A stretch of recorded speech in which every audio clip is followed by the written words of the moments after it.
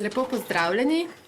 Dobrodošli na današnji novinarski konferenci, kjer bodo hkratno z mednarodno objavo predstavljeni prvi rezultati mednarodne raziskave TIMSS 2023 za Slovenijo na področju matematične pismenosti med četrtošolci. Rezultate bo predstavila nacionalna koordinatorka raziskave v Sloveniji, gospa Barbara Japelj Pavešič z Pedagoškega inštituta. Po predstavitvi pa se bo na rezultate odzval tudi minister za vzgojo in izobraževanje, dr. Vinko Logaj. Gospa Japelj Pavešič bo po koncu novinarske konference na voljo tudi za dodatna pojasnila. Naj pa še omenim, da bo novinarski konferenci ob 11. uri v veliki dvorani ministrstva sledila obsežnejša predstavitev in javna razprava s strokovnimi partnerji, tako da vljudno vabljeni tudi na to predstavitev. Zdaj pa prepuščam besedo gospe Japelj Pavešič. Gospa, izvolite.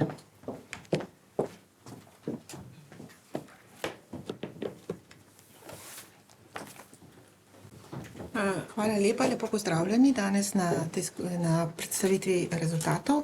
Zdaj točno ob 10. bi morali štartati tudi predstavitev mednarodnih rezultatov v Dubaju na videokonferenci, tako da to bomo še videli.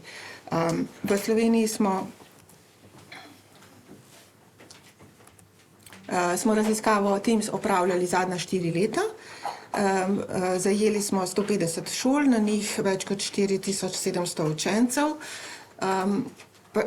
Vprašalnike o poučevanju in učenju in okoliščinah pridobivanja znanja matematike in naravoslovja smo pridobili nazaj tudi od njihovih razrednih učiteljev in od večine staršev in ravnateljev šol. Raziskava meri znanje matematike, naravoslovja in znanja o okolju med učenci v 4. razredu.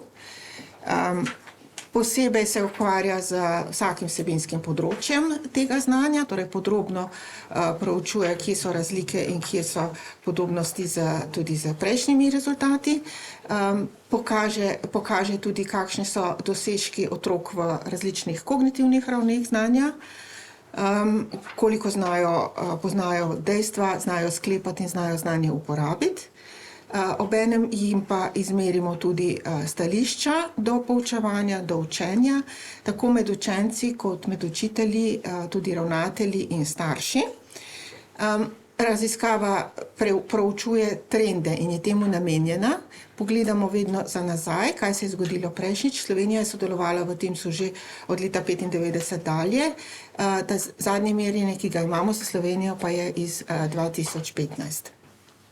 Novosti v tokratni zajemu TIMSS-a je bilo, da smo merili tudi digitalno samozavest učencev. Merili smo ohranjanje okolja z večjo pozornostjo, stališče in znanje o tem, in naravoslovno raziskovanje prihaja v ospredje pri naravoslovnih rezultatih. Mednarodna lestvica dosežkov po državah pokaže za matematiko, da je Slovenija dosegla 514 točk, kar je nad mednarodnim povprečjem. V okvirčku so države, ki so Sloveniji podobne, bomo še kasneje pogledali, da občutek pa Slovenija je približno nekje na sredini te razporeditve. Vsa gradiva, ki so tukaj prikazana, boste tudi lahko dobili in so objavljena, tako da si lažje postavljate. Katere države so podobne Sloveniji? Več jih je, med njimi Srbija, Belgija, Madžarska, Portugalska, Združene države Amerike, Cipar, Slovaška, Italija, Armenija in Albanija. Veliko evropskih držav je pred Slovenijo po dosežkih, Španija, Belgija, Francija, Črna Gora, Severna Makedonija, Kosovo in Bosna in Hercegovina pa so dosegli nižji rezultat od Slovenije pri matematiki v 4. razredu. Pri naravoslovju so rezultati boljši od matematike. Slovenija se je uvrstila na celotni razporeditvi višje in je podobna tudi več drugim državam. Dosegla je 526 točk, kar je tudi nad mednarodnim povprečjem. Podobne države so tokrat tudi skandinavske, Švedska, Združene države Amerike, Irska, Norveška, Bolgarija, Romunija, Češka, Latvija, Madžarska, Danska, Kanada, Slovaška, Nova Zelandija in Nizozemska. Pred Slovenijo so seveda daljnovzhodne države, ki so ponovno bile v ospredju in so dosegle najvišje rezultate, pa tudi Finska je v obeh področjih pred Slovenijo. Za Slovenijo pa je tokrat več tudi evropskih držav. Če pogledamo drugi rezultat, ki je zelo pomemben, kolikšni deleži učencev so dosegli določene ravni znanja. Imamo jih 4. Med njimi je mejnik najvišjega znanja tudi v mednarodnem merilu doseže malo število otrok. V povprečju tokrat je 7% in Slovenija jih je dosegla 5%. Pri matematiki in pri naravoslovju 8%, kar je dobro. Pokaže se tudi, da je dober rezultat Slovenije, da velik delež otrok, pri matematiki 93% in pri naravoslovju 95% doseže vsaj prvo mejo, prvi mejnik, torej dosežejo vsaj nizko znanje in niso pod njim, kar je seveda cilj tudi doseganja minimalnih standardov. Spodaj so napisano približno, kaj vsako od teh ravni znanja pomeni. Najvišje znanje pomeni, da se otrok samostojno zna izbrati, povezati, sklepati in rešiti nerutinske probleme. Visoko znanje pomeni reševati probleme, ki niso tako zelo nerutinski. Srednje znanje pomeni pač uporabiti normalen postopek, ki se ga nauči v šoli, in nizko znanje je nekaj splošnih sklepov in računov, ki jih je sposoben. Pri naravoslovju je podobno. Razlikujejo se nivoji znanja tudi po tem, koliko je otrok sposoben raziskovalnega eksperimentiranja in sklepanja. Na najvišjem nivoju je seveda to sposoben samostojno tudi si zamisliti in izvesti poskuse opazovanja in pojave. Na višjem nivoju se je sposoben vključiti v načrtovano eksperimentiranje in v srednjem nivoju tega pač lahko samo spremlja in tega ni sposoben narediti sam.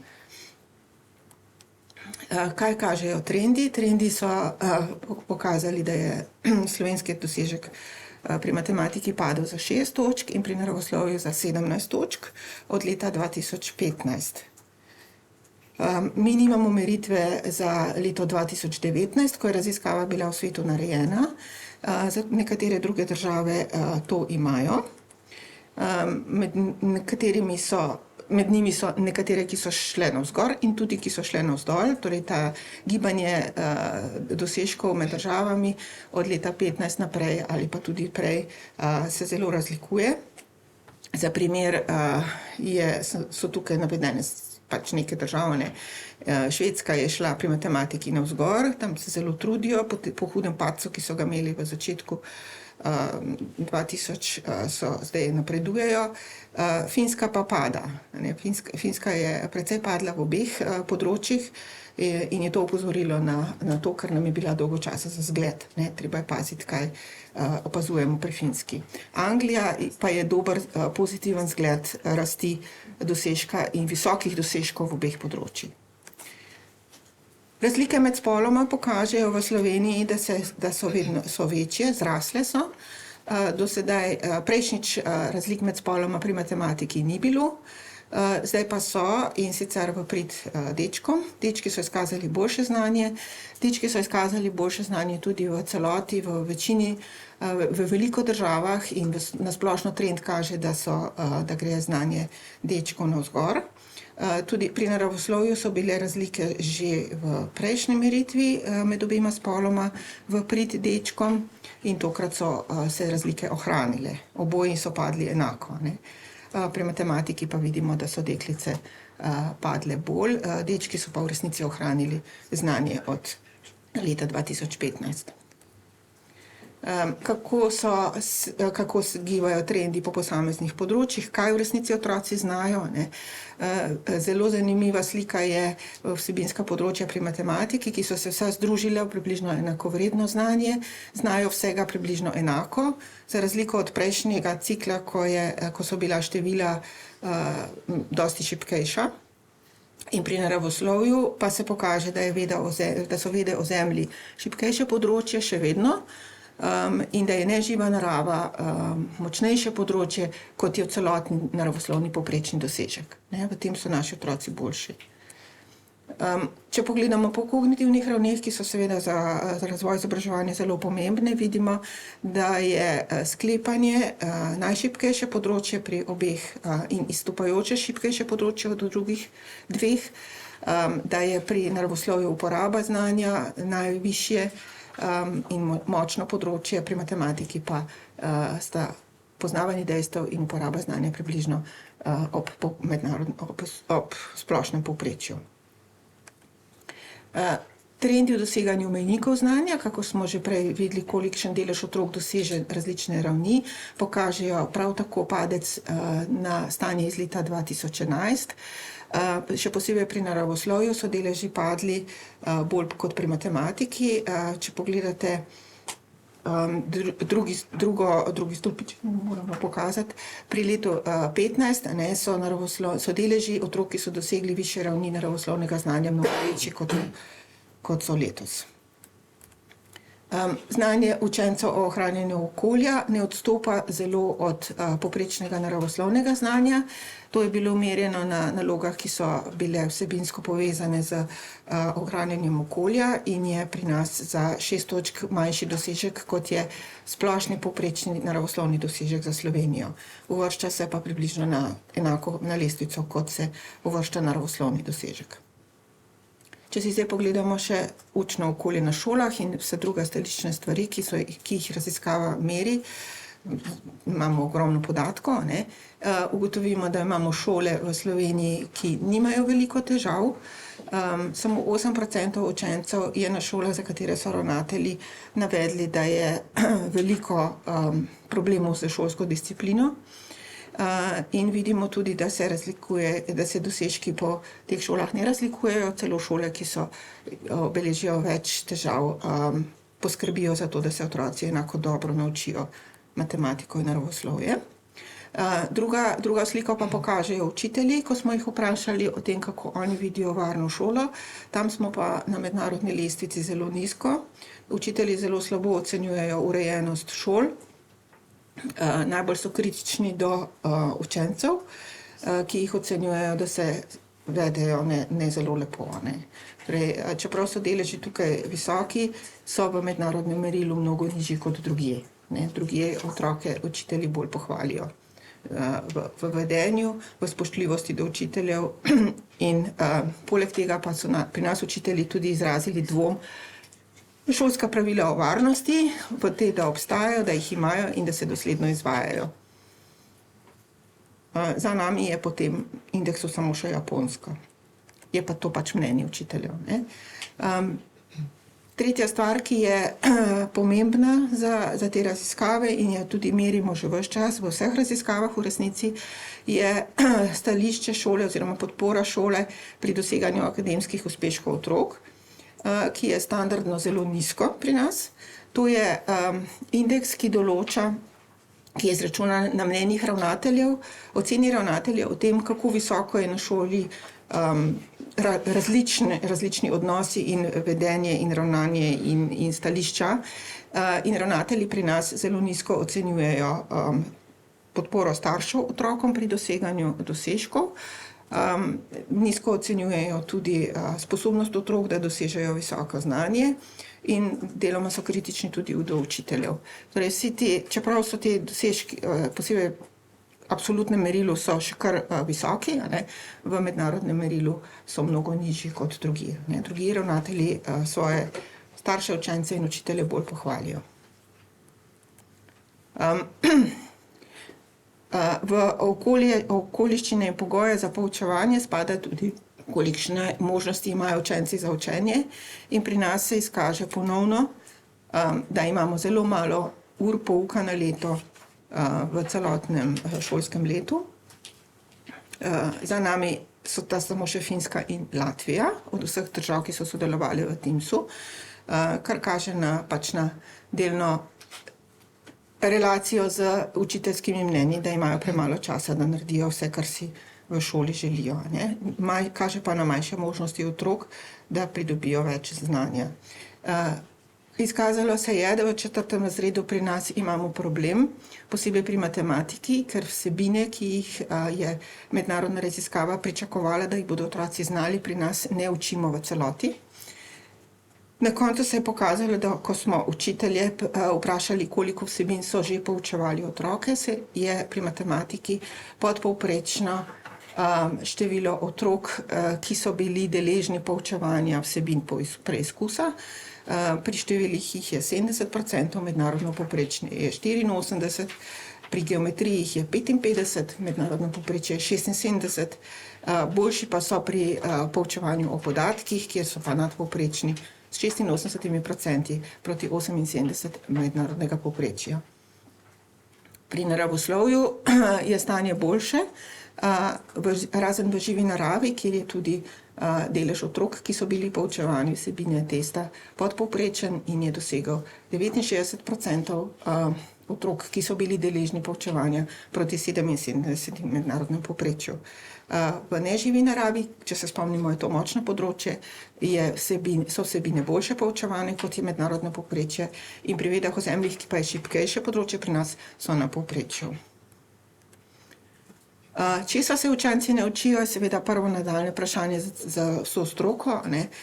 Pri nas ne učimo dela teorije števil, torej ne učimo decimalnih števil in računanja z ulomki, že tradicionalno ves čas, in v tem zaostajamo. Zato delež učencev, ki se tega niso učili, presega celo 80%, kar je pričakovano, ker to ni del kurikula.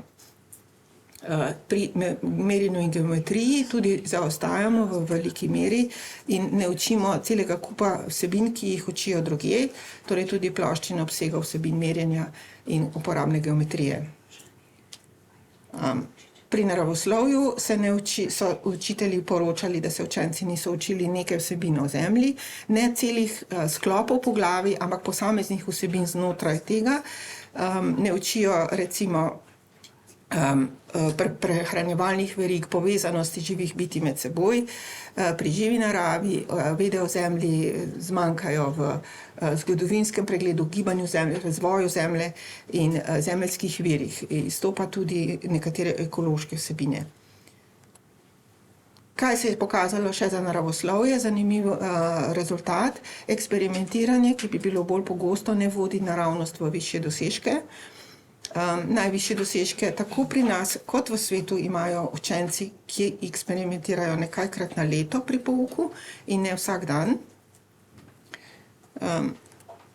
Kaj se v resnici dogaja v ozadju? Izkaže se, da učitelji pri nas manjšo pozornost posvečajo nekaterim elementom, ki jim v drugih državah posvečajo več poudarka pri učenju naravoslovnega raziskovanja, in eno med njimi je utemeljevanje pojavov, ki jih opazujejo z teorijo oziroma z naravoslovnim konceptom. To pri nas poudarja samo 13%, učitelji samo 13% otrok, recimo na Finskem 17%, kar je tudi malo, v Angliji pa celo 70%. Torej, razlike v poudarku, kaj je pomembno pri učenju eksperimentov, se med seboj v državah zelo razlikujejo. Stališča do poučevanja med učenci, ki so bila vedno zelo pomembna v teh raziskavah, motivacija, samozavest in razumevanje učiteljeve pozornosti do učenca, so vsa pri nas še vedno nizka. Samozavest je sicer na mednarodnem povprečju okrog 10 točk. Presoja o tem, koliko je pouk jasen za otroka, kakor se to zdaj imenuje, je majčkeno pod povprečjem, in naklonjenost do učenja matematike in naravoslovja je podpovprečna. Celo pri naravoslovju še malo nižja kot pri matematiki. In če pogledamo, kaj se je zgodilo od leta 2015, lestvice niso popolnoma neposredno primerljive.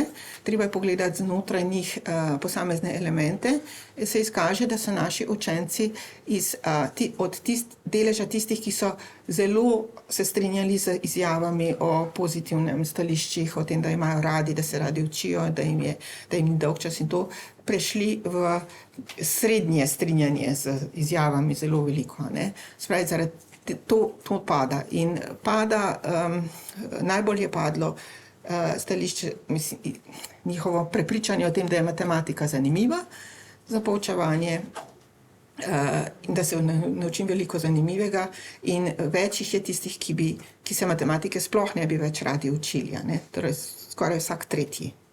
V 4. razredu je to morda res preveč. Pomembna element našega izobraževanja so tudi starši in njihova pomoč pri otrokom pri delu za šolo. To je bil nacionalno dodan sklop vprašanj, da bomo pojasnili razlike tudi v znanju. Izkazalo se je, da starši ogromno pomagajo otrokom. Skoraj vsak dan ali 3 do 4krat na teden pomaga polovica staršev redno otrokom. In dosežki seveda so temu primerni, ne? Otroci, ki so deležni več pomoči, so slabši pri izkazovanju znanja kot tisti, ki dobijo manj pomoči ali rabijo manj pomoči. Starše smo tudi vprašali, kakšno vrsto pomoči nudijo otrokom in kako jim pomagajo. Presenetljivo je, da 80% otrokom redno ali občasno tudi razlagajo snov doma. Ne, kar je... Bomo pa te podatke seveda še dodatno analizirali. Socialno-ekonomski status družine seveda igra veliko vlogo pri pojasnjevanju razlik v dosežkih. In kakor vedno je tudi tokrat se izkazalo, da je povezan z znanjem. Je pa res, da je 8% otrok, ki so pri nas bili umeščeni med otroke, ki imajo nizek socialno-ekonomski status doma. To pomeni, da imajo doma malo materialnih virov in staršev, ki niso visoko izobraženi in nimajo poklica na nekem vlogi strokovnjaka, je 8%, kar je dosti manj, kot je mednarodno povprečje. So pa ti otroci dosegli precej nižji rezultat od tistih, ki so bili po socialno-ekonomskem statusu boljši. Mednarodne objave, ki so vam dostopne in ki so nam vsem dostopne, objavljene so že je enciklopedija mednarodnih primerjav, torej vsaka država je napisala svoje poglavje opisa svojega sistema, da lahko pogledamo tudi pregled učnih načrtov in njihovih rešitev tudi z migranti, z drugimi stvarmi, z izobraževanjem učiteljev, njihovim izpopolnjevanjem in podobno. Seveda imamo na voljo tudi izhodišča, tudi v slovenščini, kaj je raziskava sploh merila, in imamo tehnično poročilo, s katerega se lahko naučimo o vseh metodah, ki so bile uporabljene. Raziskava ima v ozadju precej zapletene in kompleksne metodologijo. Med drugim je tokrat uvedla tudi prilagodljivost preizkusov znanja državam, ki so bolj in manj uspešne, ne, tako da dobro meri tudi otroke, ki dobro znajo v azijskih državah in dobro meri otroke, ki dosegajo nizka znanja recimo v afriških državah. Od danes naprej je na spletišču mednarodnem objavljeno vse. Vse je dostopno, brez kakšnih posebnih gesel. Imamo pa tudi seveda našo inštitutsko spletno stran, kjer imamo objavljene poročilo. V slovenščini je knjigica, tukaj imamo knjigico in imamo seveda tudi vse povzetke teh predstavitev. V februarju pričakujemo še celotno mednarodno bazo podatkov, s katero bomo si lahko nadaljnje pomagali pri raziskovanju. Če omenimo samo še to, da odstopanje od učnega načrta pri nas, posebej pri matematiki, je vodilo tudi v odločitev tudi ministrstva, da se vključi v dodatno študijo, longitudinalni TIMSS, ki je potekal letos v šolah in je pri istih učencih, kot so bili tukaj zajeti, ponovno izmeril znanje z nalogami te raziskave. Seveda so dobili druge naloge vsak, ampak sistem je bil isti, tako da bomo imeli neposredno primerjavo med 2 zaporednimi leti v znanju četrtošolcev in petošolcev v Sloveniji. Iz tega bomo lahko sklepali, ali vsaj 5. razred ujame vrstnike po svetu v znanju in v priložnostih za učenje, kar je mogoče še celo bolj pomembno. Tako, hvala. Najlepša hvala. Gospa Japelj Pavišič, zdaj pa k besedi vabim ministra za vzgojo in izobraževanje, dr. Vinka Logaja. Izvolite, minister.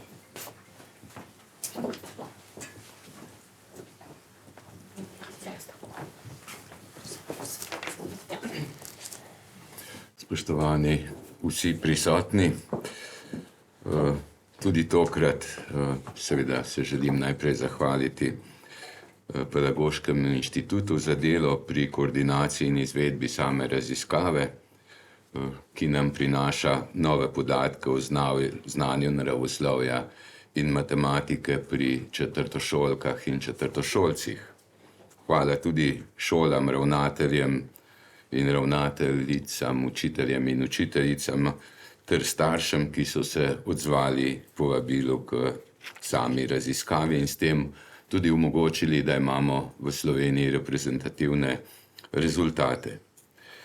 Dosežki slovenskih četrtošolk in četrtošolcev pri matematiki in naravoslovju so tudi 8 let po zadnjem merjenju v letu 2015 nad mednarodnim povprečjem.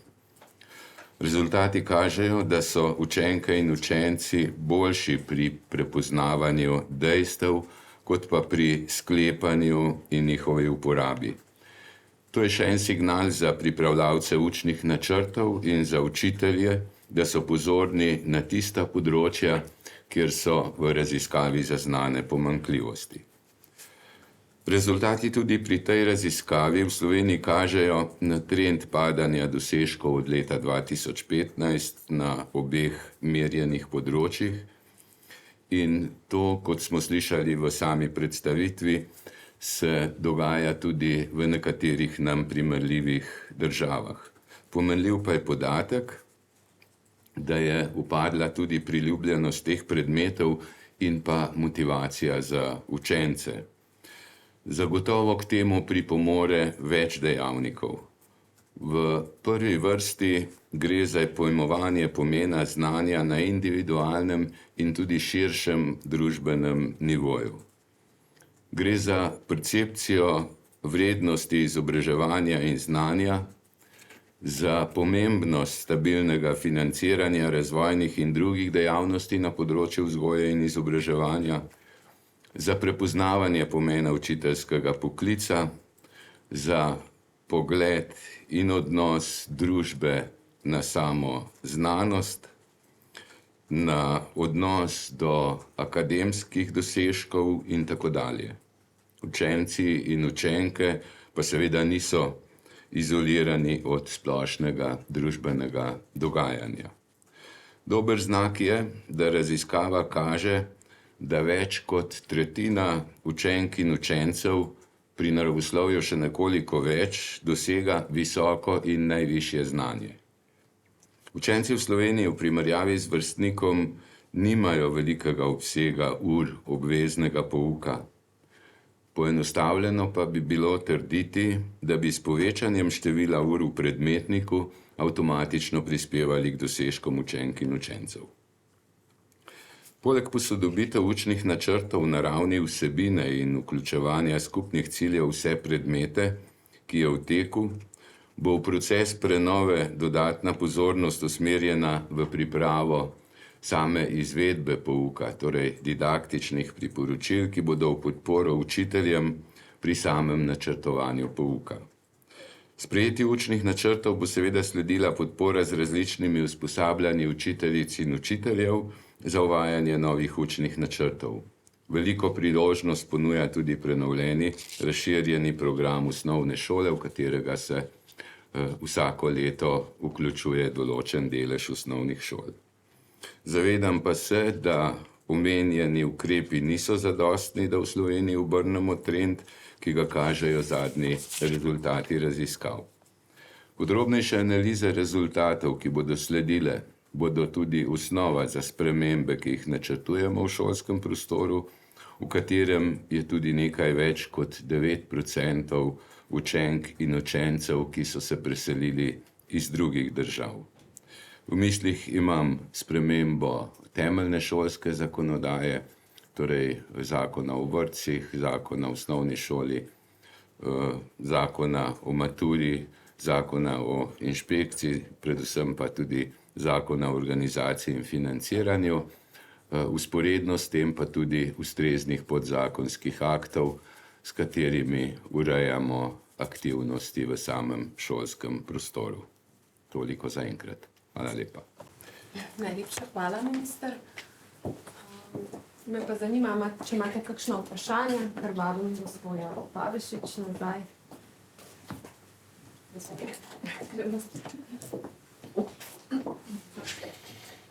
Radio Slovenija, Špela Benedikta Patec v obeh, pri znanju pri obeh področjih. A je večji ali manjši kot pri ostalih državah, kjer je tudi prišlo do padca ravni znanja?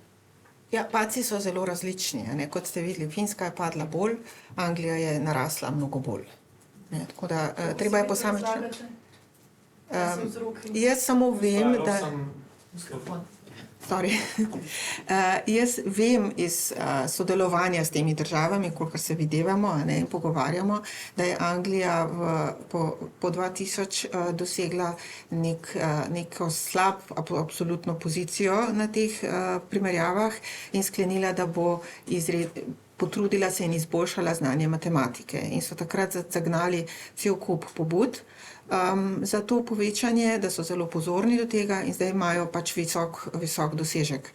Kaj neposredno je? Angleško poročilo običajno pride skupaj z objavo ven in ga bomo lahko prebrali, na srečo je v angleščini in je dostopno. Ne? Tako da tam bomo se naučili, kako oni razlagajo stvari. Ne? Zelo veliko držav objavi svoja nacionalna poročila in vas vabim, da to spremljate. Ne? Se tudi na mednarodni strani jih bodo zbirali, na strani IAA, kjer se zbirajo tudi druga poročila in članki in objave iz teh primerjav. Zakaj pa Finska padla, pa v resnici tudi bojo povedali oni, ne, najboljše. Zakaj pa je Slovenija padla? Ne vemo. Razloga nimamo. Ne? Torej, te raziskave ne pomenijo, ne morejo vzrokov iskati in razlagati vzročnih povezav. Mi izmerimo padec in potem poskušamo ugotoviti, kateri dejavniki so povezani z znanjem in kateri so morda se tudi spremenili in potem lahko sklepamo.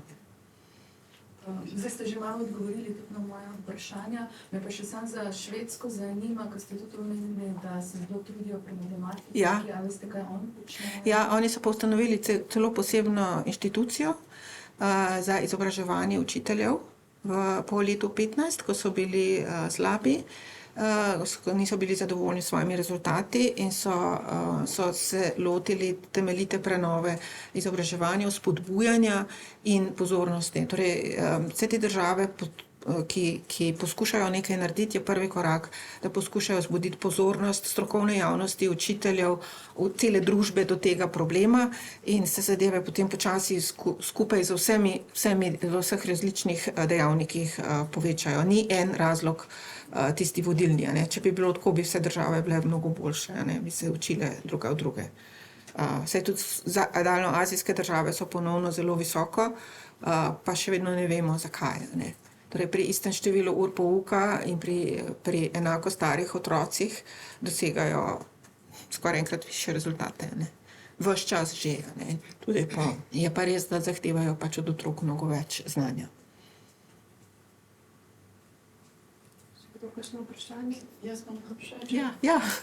Glede na to, da se četrtošolci niso učili določenih snovi, ki se zajete v to raziskavo, glede na to, da je tudi število ur pouka med nižjimi, ali to pomeni, da so naše šole v bistvu zelo odlične, ali da je tudi pomoč staršev tako visoka, da so dosegli relativno dobre rezultate? Ne? Ne moram vam neposredno odgovoriti, ker ne vem. Vam pa lahko pomagam s tem, da lahko povemo, da je učenci, torej tim se omogoča tudi kontrolo znanja oziroma dosežkov na nalogah, ki so se jih učili. Omogočili so izračune lestvic samo na tistih nalogah, ki so jih je vsaka država potrdila, da so del učnega načrta in po tistih izkušnjah bi Slovenija dosegla malo več točk, ampak bi tudi vse druge države dosegle na tem slovenskem izboru večje število točk, da se pozicija ne bi zelo spremenila. To je odgovor tak. Drugače pa O tem, kdaj je šola odlična, so različna mnenja po svetu, a ne, kaj je merilo, torej kriterije treba najprej določiti, kaj pomeni odlična šola in potem se lahko pogovarjamo, ne. Če je to visoko znanje, potem še nismo tam, ne. Če pa kaj drugega, pa mogoče pa smo, ne. Tako da odvisno, kaj vzamemo kot kriterij odličnosti. Najlepše se zahvaljujem vsem, da ste prišli, pa še enkrat vas vljudno vabimo ob 11. uri v veliko avlo, da se udeležite tudi strokovne razprave javne z strokovnimi partnerji in še enkrat najlepša hvala vsem.